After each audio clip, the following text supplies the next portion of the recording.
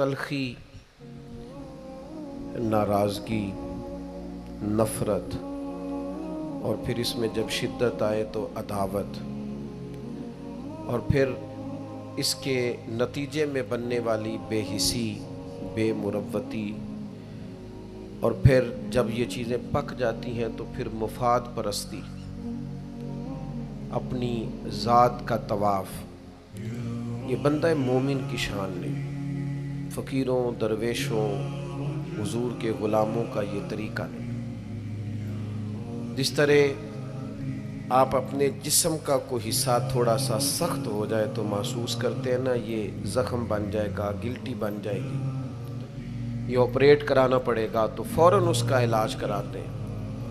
इसी तरह दिल भी जैसे ही सख्त होने लगे, उसमें कोई कड़वाहट आने लगे, किसी जगह कोई तुरशुरुई पैदा होने लगे, फ़ौरन उसका इलाज करें। अपने ज़हन को समझा के, बहला के मुस्बत चीज़ की तरफ लाएं। मोहब्बतें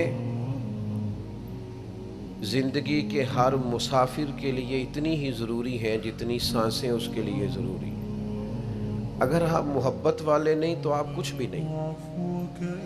इकबाल फरमाते हैं, बुझी इश्क की आग अंधेर है, अब ये मुसलमान नहीं, ये खाक का ढेर है। अपने अंदर वो हरारत, वो ताज़गी हमेशा मोहब्बत की कायम रखें। अल्लाह से भी मोहब्बत, रसूलुल्लाह से भी मोहब्बत, हुजूर के हर सहाबी से मोहब्बत। और औलाद रसूल का मामला इस तरह का है, हमारा ना मिजाज होता है जान छुड़ाने का। फलाना बड़ा अच्छा था, उसका बच्चा अच्छा नहीं, तो भाई कुरान मजीद तो कहता है कि जिनका बाप अच्छा हो उनकी वजह से भी उन लोगों से प्यार करना चाहिए, सिर्फ इतना ही कि बाप अच्छा था। हज़रत खज़र ने और जनाब मूसा अलैहिस्सलाम ने दो यतीम बच्चों की दीवार सीधी करके जब कहा गया जनाब ये तो बेमुरव्वत लोग हैं, पानी नहीं पूछा और आप इनकी दीवारें बना रहे हैं, तो फरमाया वकान अबूहुमा सालिहा, इनका बाप नेक आदमी। तो भाई उन्होंने ये तो पूछा ही नहीं कि बच्चे पढ़े लिखे हैं कि अनपढ़ हैं, जाहिल हैं कि बेमुरव्वत हैं। ये होना चाहिए बच्चों का काबिल होना। अगर वो पेशवाई और मुक्तदा बनना चाहते हैं तो फिर ज़रूर आप उनकी डिग्रियां देखें, लेकिन कुछ इज्जतें वालिदैन की वजह से, महज किसी की औलाद होने की वजह से भी होती हैं। उनमें डिग्रियां और असनाद नहीं देखी जाती। आप मुक्तदा न बनाए, पेशवा न बनाए, लेकिन जो नेकों की औलादें हों उनका एहतराम तो करें, उनके लिए जज्बात तो पैदा करें, आपकी तबीयत में गुंजाइश तो हो उनके लिए। जान छुड़ाते हैं लोग, फलाना बड़ा अच्छा था, बच्चे अच्छे नहीं। और चल यार, बच्चे तो उसी के हैं ना। याद रखें, अपने मुहसिनों को कभी नहीं भूलें और उनसे निस्बत रखने वाली चीज़ों को भी कभी नहीं भूलें। और फिर जो नबी पाक की औलाद है ना, खुदारा हुजूर की औलाद पर कभी बहस ना करें, उनके हवाले से कभी भी किसी चीज़ को मौज़ूए बहस ना बनाएं। आपको पता नहीं कि रसूलुल्लाह सल्लल्लाहु अलैहि वसल्लम की औलाद तो वो है, अल्लाह ताला ने हर नापाकी और हर रिज्स उनसे दूर फरमा दिया। अपने दिल को, अपनी कल्बी वारदात को कायम रखें।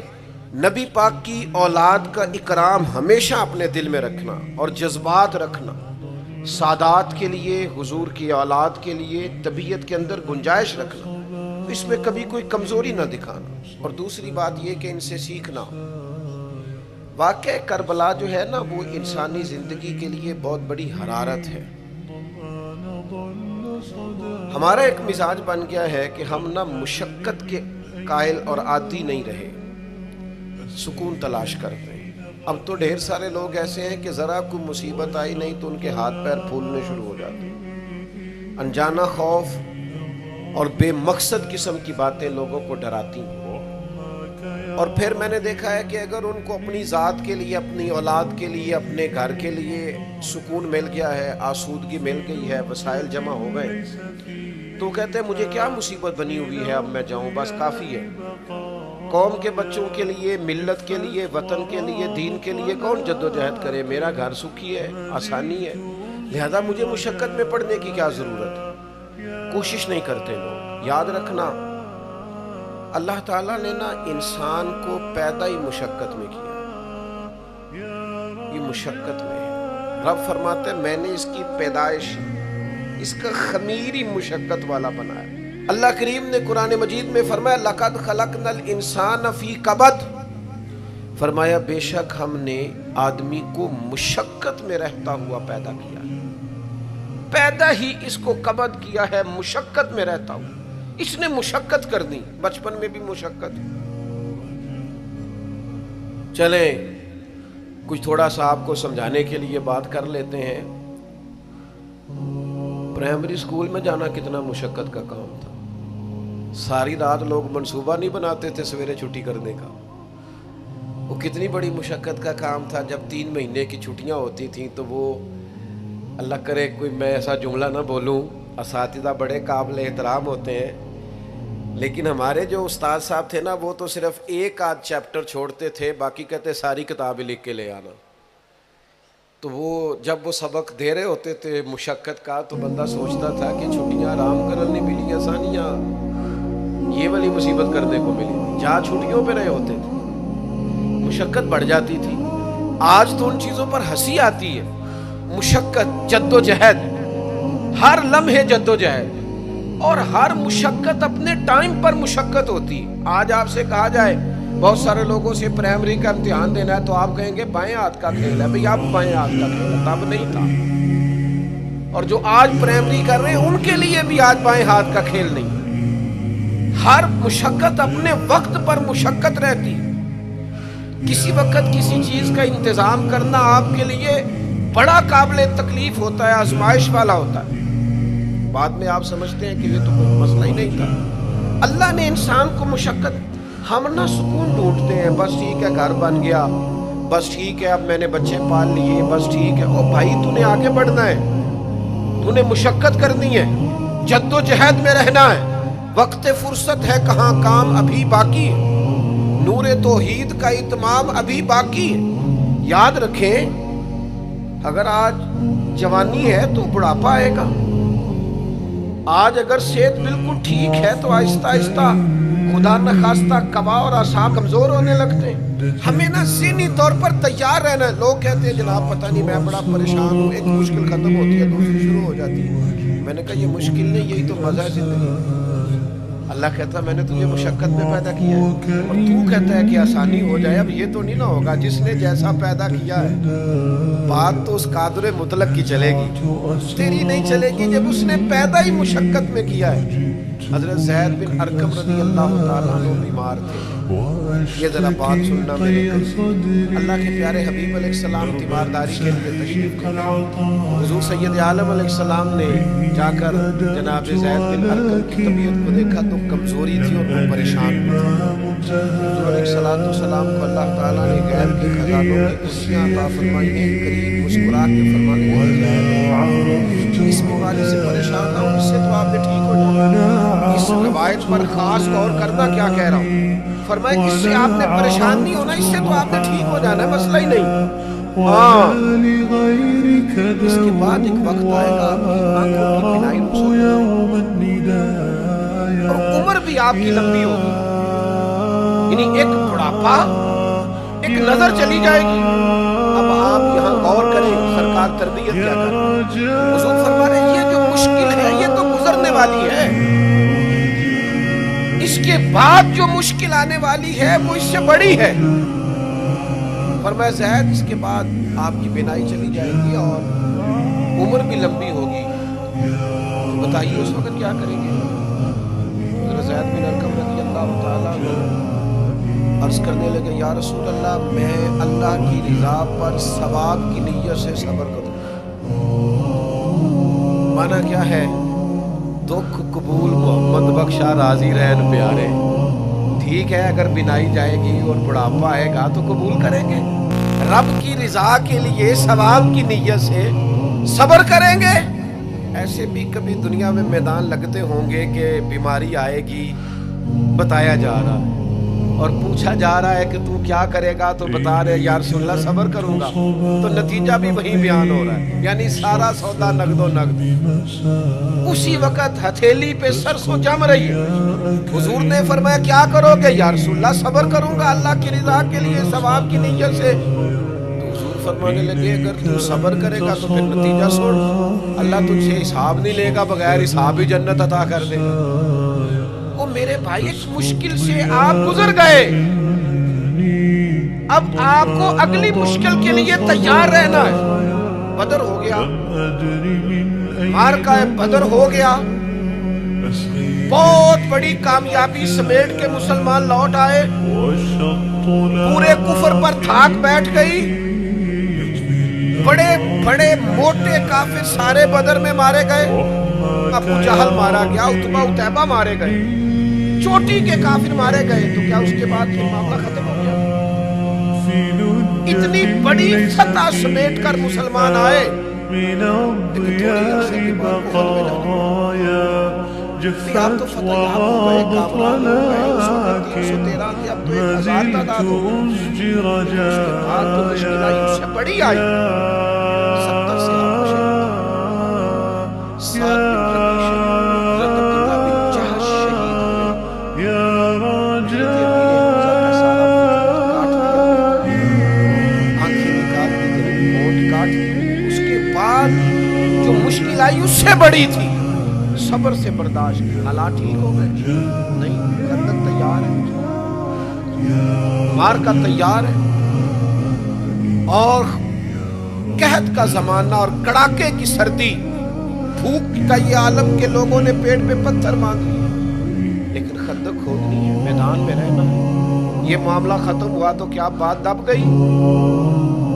عمرے کے لیے گئے تو انہوں نے حدیبیہ میں روک لیا، اب کیا یہاں معاملہ رکا نہیں؟ پھر فتح مکہ کی باری آئی، پھر تبوک،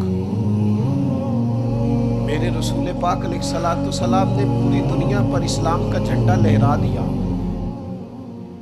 کہاں کہاں تک اسلامی سلطنت پہنچ گئی۔ جناب عمر کے زمانے میں وہ قادسیہ کے علاقے، روم، ایران، تو کیا قربانیاں ختم ہو گئی؟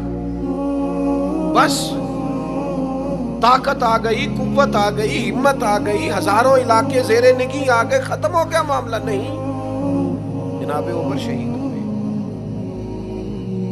پھر حضرت عثمان شہید ہوئے، حضرت علی نے 9 سال یا 13 سال کی عمر میں جہاد شروع کیا، عمر میدانوں میں گزری، پھر مولا علی شہید۔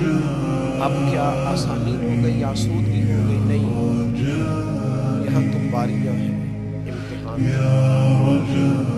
امام حسن کی باری آئی تو زہر دے دیا گیا، انتڑیاں کٹ کٹ کے گرنے لگی، اور حسن ابن علی کا جب جنازہ اٹھا تو سب سے زیادہ رو رو کے پلو سید عائشہ صدیقہ کا بھی گیا، اور جو سب سے زیادہ ستاتا تھا مروان، وہ بھی ایک نکر میں کھڑا ہو کے رونے لگا۔ کسی نے کہا ساری زندگی تو نے فاطمہ کے بیٹے کو ستایا ہے، ظالم آج روتا کیوں ہے؟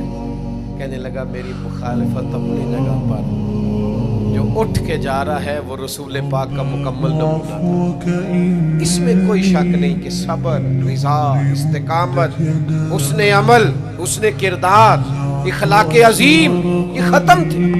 تو یہ امتحان تو جاری رہا۔ امام حسین کی باری آئی، چھوٹے تھے، زیادہ لاڈلے تھے، زیادہ پیارے تھے، کچھ لوگ ایک کا لاڈ دیکھتے ہیں، کچھ کئیوں کے لاڈ دیکھتے ہیں۔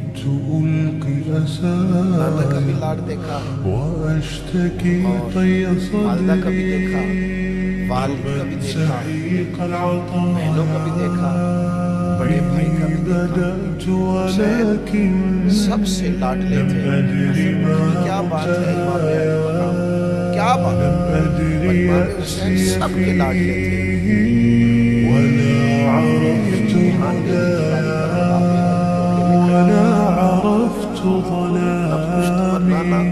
ولا عرفت نہ ہاتھ میں شیر خدا کی انگلی، نہ پلٹ کے جا کے ماں کے پلو کو چھوٹنے کا موقع، نہ حسن موجود ہے کہ بڑے بھائی سے مشورہ لے لیا جائے، کوئی نہیں۔ یہ کون ہے؟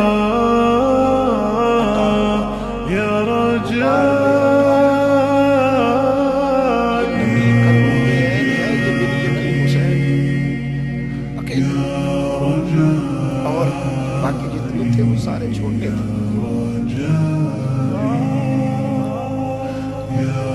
بڑا مشکل کام ہو جاتا ہے جب آپ سب سے بڑے ہو جائیں اور صرف آپ کو تسلی دینی ہے، صرف آپ کو دوسروں کو سنبھالنا ہے، بڑا مشکل مرحلہ ہوتا ہے۔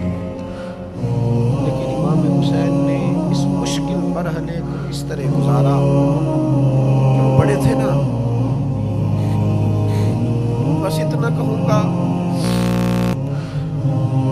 حسین وہاں پر شکر کرتے تھے جہاں پر صبر مشکل تھا، وہاں پر شکر کرتے تھے جہاں پر صبر مشکل تھا، جہاں صبر مشکل سے ہوتا ہے وہاں گردن جھکا کے کہتے تھے آمنا وصدقنا، ٹھیک ہے، دو کو قبول محمد بخشا بس راضی ہے۔ آپ اس بات کو یاد رکھیں اور اس کو اچھی طرح سمجھیں کہ آپ جب تک مزاج مشقت کا نہیں بناتے، ایک کے بعد دوسری، دوسری کے بعد تیسری، تیسری کے بعد چوتھی، مشقتیں عادی کریں، اور جو مشقتوں کی عادی نہیں جو مشقتوں کی عادی نہیں وہ کسی صورت میں نہ نام بنا سکتے ہیں نہ کام کر سکتے ہیں۔ جس کو آرام کرنا ہے، جس کو سکون سے سونا ہے، منزل نہیں پا سکتا۔ آپ کو آگے بڑھنا ہے، آپ کو جدوجہد کرنی ہے، آپ کو کوشش کرنی ہے، آپ کو باہمت رہنا ہے۔ حضرت عمر سے کسی نے کہا تھا کہ میں آپ سے ملنا تو چاہتا تھا اور دوپہر کا ٹائم تھا، میں آیا نہیں،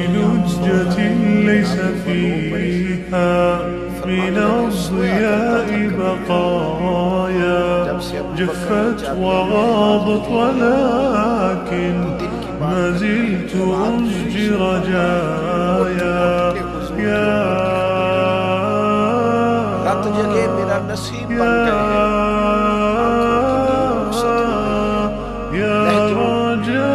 میں آرام نکل گیا ہوں۔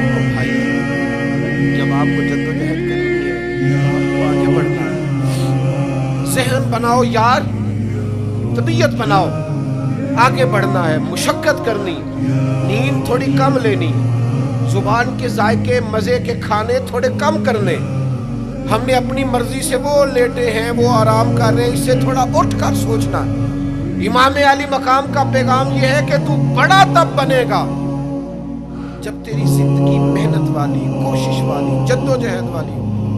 اور پھر اس کے بعد کیا کرنا ہے؟ ایک کوشش کرنی ہے۔ اس کے بعد اگلا کام یہ ہے کہ جہاں رب رکھے نا وہاں رہنا بھی ہے، اس کی رضا پہ۔ جب آپ مسلمان ہوتے ہیں نا، کلمہ پڑھتے ہیں، تو ہم اعلان کرتے ہیں آج کے بعد فیصلے میرے نہیں چلیں گے، فیصلے اللہ کے چلیں گے۔ لیکن پریشانی پتہ کب ہوتی ہے؟ جب ہم فیصلہ اپنی مرضی کا مانگتے ہیں۔ وہ بھائی جب تو مالک کا غلام ہے، بندہ ہے، تو پھر دکھ کس چیز کا نام ہے؟ کسی درویش نے کہا تھا دکھ کس چیز کا نام ہے کہ اللہ کی مرضی اور ہے اور تیرا ارادہ اور ہے۔ تو کہتا ہے بات اس طرح بنے جس طرح میں چاہتا ہوں، اور رب کہتا ہے نہیں میں نے فیصلہ کر لیا ہے۔ پھر تو دکھی ہوتا ہے، سکھی بلا کون ہوتا ہے؟ جو رب کر دے وہ کہے بالکل ٹھیک ہے، وہ کہے بالکل۔ اور قرآن مجید نے اسے بیان کیا، رضی اللہ عنہم ورضوا عنہ۔ یہ کربلا کا دوسرا پہلو، ایک پہلو مشقت جدوجہد، ایک پہلو یہ کہ رضی اللہ عنہم ورضوا عنہ۔ اللہ کہتا ہے میرے بندوں کی شان یہ ہے کہ اللہ ان سے راضی ہے اور وہ اللہ سے راضی ہے۔ اللہ ان سے راضی ہے اور وہ بھی راضی ہے اللہ سے۔ اللہ نے جہاں رکھا ہے وہ اللہ سے، ایک پہلو یہ ہے کہ اللہ راضی ہو جائے، ایک پہلو یہ ہے کہ بندہ راضی ہو جائے۔ رب فرماتا ہے ذالک الفوز العظیم، وہ اللہ سے راضی، اللہ ان سے راضی، یہ بہت بڑی کامیابی ہے۔ امام محمد غزالی رحمۃ اللہ علیہ سے کسی نے کہا تھا زیادہ مشکل کیا ہے، اللہ کا راضی ہونا کہ بندے کا؟ امام صاحب فرمانے لگے رب تو مہربان ہی بڑا ہے، بڑی جلدی راضی ہو جاتا ہے۔ تو صرف آنسو بہائے سچی توبہ کے مالک راضی ہے۔ کسی غریب کی مدد کر دے اخلاص سے، اللہ راضی ہے، اللہ تو جلدی راضی ہو جاتا ہے۔ مشکل یہ ہے کہ بندہ نہیں راضی ہوتا۔ یہ اس نے ہر روز ایک نئی امید لگائی ہوئی ہے، ہر روز اس کا نیا رنگ ہے، یہ راضی نہیں ہوتا۔ حضرت موسیٰ علیہ السلام نے اللہ کی بارگاہ میں عرض کی، مالک میری قوم یہ عرض کرتی ہے کہ تو بتا تو ہم سے کیسے راضی ہوگا۔ حضرت موسیٰ اپنی قوم کی عرض لے کر مالک کی بارگاہ میں کوہ طور پہ حاضر ہے۔ او یارو اسے دل کی تختی پہ لکھ لینا۔ عرض کی مالک میری قوم کہتی ہے رب کریم کے حضور عرض کریں کہ ہمیں بتائے ہمارا رب ہم سے کیسے راضی ہوگا۔ حضرت کلیم کہتے ہیں رب کی بارگاہ میں عرض کیا تو مالک نے فرمایا ان سے جا کے کہو وہ مجھ سے راضی ہو جائے، بس وہ راضی ہو جائے میں بھی ان سے راضی ہو جاؤں۔ حضرت سیدنا عبداللہ ابن عمر رضی اللہ تعالیٰ عنہ کا صاحبزادہ بڑا سخت علیل ہوتا ہے، بچے بیمار ہو جائے تو تکلیف بڑی ہوتی ہے انسان کی۔ حضرت عبداللہ ابن عمر کے بیٹے بڑے سخت علیل ہوتے ہیں، جناب عبداللہ ابن عمر اس حکیم کے پاس اس وقت سخت پریشان۔ آپ کے دوست احباب دیکھتے کہ حضرت عبداللہ ابن عمر بڑے سخت آزمائش میں، بیٹے کا انتقال ہو، صحت نہ ہو سکے، اللہ کا حکم۔ اب یہ جو انتقال ہے یہ ظاہر ہے بیماری سے زیادہ مشکل کام ہے، بیٹا چلا ہی گیا۔ لیکن وہ لوگ کہتے ہیں جب ہم بعد میں تعزیت کرنے کے لیے گئے تو جناب عبداللہ ابن عمر کو بڑا مطمئن دیکھا۔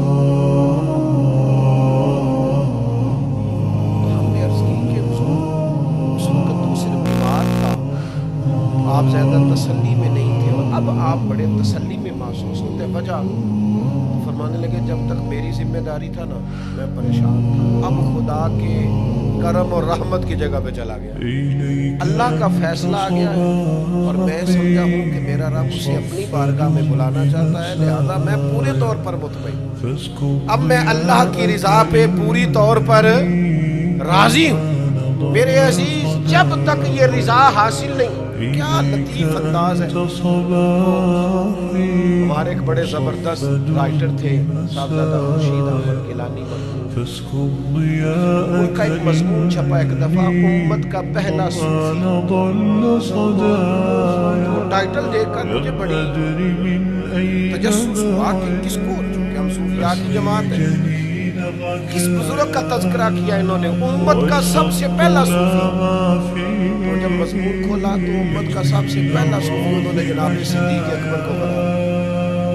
میں یہ پہلے درویش ہے حضرت ابو بکر صدیق، حضرت ابو بکر صدیق علیل ہو گئے، بیمار ہو گئے، تو یہ دیکھیے ذرا ان کا انداز تصور، یار دوست پتہ نہیں لگا ہے تو ایک روٹین ہوتی ہے جب لوگ تیمارداری کرنے جاتے ہیں تو کہتے ہیں سب لوگ آپ کے گرد بیٹھے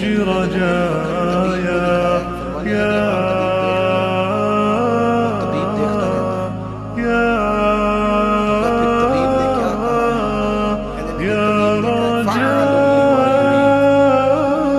طبیب نے کہا بھائی جو میں چاہتا ہوں نا وہ میں کر دیا کرتا ہوں، جو میرا ارادہ ہوتا ہے پھر وہ میں کر دیتا ہوں، وہ طبیب مجھے کہہ گیا، لہذا جو اس کا ارادہ ہونا ہے اس نے۔ اب وہ جو ارد گرد بیٹھے تھے وہ بھی تو صحابہ تھے نا، اس باریک بات کو فوراً سمجھ گئے، کہنے لگے اللہ تجھے جزا عطا کرے۔ او یارو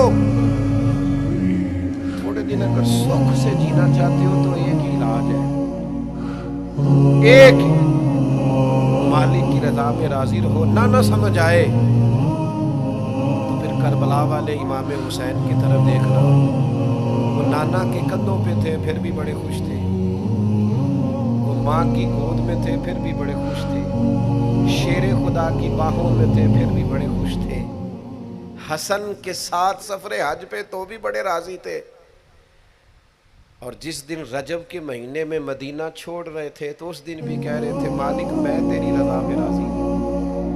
حسین ابن علی رضی اللہ تعالیٰ عنہ نے ہمیں یہ معیار دیا ہے. جس دن شبیہ مصطفیٰ علی اکبر ان کے گھر میں پیدا ہوئے تھے، حسین اس دن بھی بڑے راضی تھے. اور جب اللہ اکبر کہہ کے زخم کھا کے جناب علی اکبر گھوڑے سے زمین پر تشریف لائے تھے اور جوان بیٹے کو سہارا دے کر انہیں اٹھانا پڑے تھا، حسین اس دن بھی رب کی رضا پہ بڑے راضی تھے. اور جب چھوٹا سا بیٹا ان کی گود میں اس کی سانسیں اکھڑ رہی تھی، امام علی مقام اس وقت بھی اپنے رب کی رضا پہ بڑے ہی راضی تھے. حد ہو گئی. جس گلے کو محبوب چومتے تھے اس وقت بھی حسین راضی تھے. اور جب اسی گلے پہ خنجر چل رہے تھے، امام علی مقام نے یہ نہیں کہا کہ مالک میرا اتنا امتحان، آخر میرے مسئلے کب حل ہوں گے، میری مشکلات کب حل ہوں گی، آخر کس وقت، یہ نہیں فرمایا، بلکہ یہ سارا کچھ سہ کے دونوں ہاتھ زمین پہ بچھا کے سجدہ شکر ادا کر کے کہا مالک جہاں تو رکھے حسین وہاں راضی. اتنا شکوہ ہے ہماری زندگی. آپ یقین کریں ان باتوں کی بھی دوست دعا کرانے آ جاتے ہیں جہاں دل کرتا ہے کہ انہیں سمجھائیں کہ یا اللہ کہیں تو ٹھہرنا اپنے رب کی رضا. یار دیکھو چھوٹی بات نہیں. حضرت انس بن مالک کہتے ہیں 10 سال میں نے نبی پاک کے گھر میں نوکری کی. 10 سال 10 سال. 1 سال کے بعد لوگ اکتا جاتے ہیں، سارا پتہ چل جاتا ہے. اس کے بعد وہ چاہتے نہیں رہتے، بندہ پرانا ہو جاتا ہے. اکرام احترام اللہ ماشاءاللہ وہ نہیں رہتا. فرماتے ہیں 10 سال حضور کے گھر میں نوکری کی، پورے 10 سال. ایک دفعہ بھی رسول پاک نے اوف نہیں کہا. فرماتے ہیں ایسا نہیں کہ کبھی کوئی ایسی بات نہیں ہوئی جس سے ایک دفعہ ایسے موقع حضور نے کسی کام سے بھیجا، میں جا کے بچوں کے ساتھ کھیلنے بھائی میں ڈر گیا، لیکن حضور نے کچھ بھی نہیں کہا. مسکرا کے فرماتے ہیں کام بھیجا تھا اور یار آپ ٹھہرے تو صحیح، استقامت تو ہو. ذرا سی بات پہ بلبلا اٹھنا، تڑپ جانا، ہر چیز سے الجھ جانا، یہ بندہ مومن کی شان نہیں. طاقتور زندگی گزارو، طاقتور. ایک تو یہ مشقت کرنی، دوسرا اللہ کی رضا میں راضی رہنا. اور تیسری بات یہ سوچیں کبھی ذاتی قسم کی نہیں بنانی، سوچیں ملی قسم کی، قومی آفاقی سوچیں. اتنے دوست ہماری خانقاہ سے وابستہ ہیں، یہاں کسی آستانے سے وابستہ کچھ ہمارے پاس مدرسے میں پڑھتے ہیں، کہیں بھی آپ پڑھتے ہیں. آپ کی سوچیں جب تک ملی اور قومی نہیں ہوتی، آپ بہت زیادہ بھی باصلاحیت ہیں تو آپ کوئی کردار نہیں ادا کر سکتے. آپ کو اللہ نے جو صلاحیت دی ہے وہ دین کے لیے خرچ کریں. کوئی بھی صلاحیت ہے آپ کی عزیز، وسیع الظرفی وسیع المشرب، آپ اپنی صلاحیت سے قومی فائدہ کریں. آپ کیا مطلب ملی باتیں، چھوٹی باتیں، چھوٹا سا ذہن، چھوٹی سی بات، آپ وسیع بات کریں. امام بخاری لکھ گئے، ایک مخصوص فقہ کے مقلد تھے امام صاحب، لیکن انہوں نے بخاری میں یہ رنگ نہیں اختیار کیا کہ جو کسی اور مسلک پر چیزیں دلائل کرتی ہیں، فقہ کے مسلک کی بات کرتی کسی اور مشرب پر سننے دینی نہیں. انہوں نے کام کیا تو قومی سطح چھوٹے سے باتیں. ہمارا ہی مدرسہ نہیں، دنیا میں مدرسہ، ہماری خانقاہ نہیں، دنیا میں خانقاہ. ہم اگر ایک دوسرے سے لوگوں کو توڑنے لگیں گے تو ملی کام نہیں ہوگا. ہم گھر نہیں بنانا چاہتے، ہم رسول اللہ کا دین تعمیر کرنا چاہتے ہیں. دین اس امت کے اندر لانا چاہتے ہیں، نافذ کرنا چاہتے ہیں. تو ہم تو تھوڑے سے لوگ ہیں کام کرنے والے، پوری دنیا میں کام کریں، کہیں بھی کوئی کام کریں. ہم نبی پاک کا دین لانا چاہتے ہیں تو ہر ایک کو سپورٹ کرتے ہیں. جو تھوڑا سا بھی کام کر رہا ہے اسے سپورٹ کرتے ہیں. میری آپ سے گزارش ہے، جس کاز کے لیے امام حسین نے جان دی اس کاز پر کام کرنے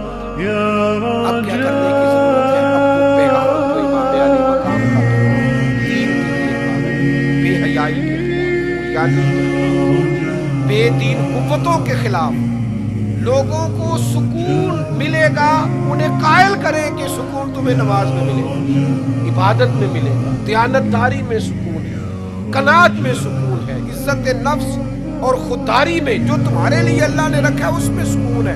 لوٹ کے کھاؤ گے تو سکون نہیں ملے گا۔ میرے بھائی، اس سارے پیغام کو عام کرنے کی ضرورت ہے، پھیل جائے دنیا میں،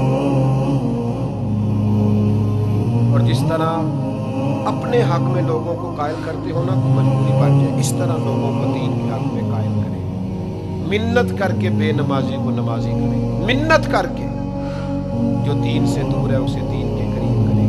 آپ کوشش کریں کہ فروغ دین ہو، جہاں مسجد نہیں تعمیر مسجد میں کردار ادا کریں، اپنے لہجوں سے ہر تھکاوٹ اتار کے آگے بڑھو، ملی قومی سوچیں پیدا کرو۔ ہم نے اس وطن کو بھی تعمیر کرنا ہے، دین کے لیے ہم نے اپنے آپ کو پیش کرنا ہے جس حد تک ہو سکے، اور دین کی تبلیغ کا سب سے بہترین طریقہ یہ ہے۔ امام جعفر صادق سے کسی نے کہا تھا میں دین کی تبلیغ کرنا چاہتا ہوں، کیا کروں؟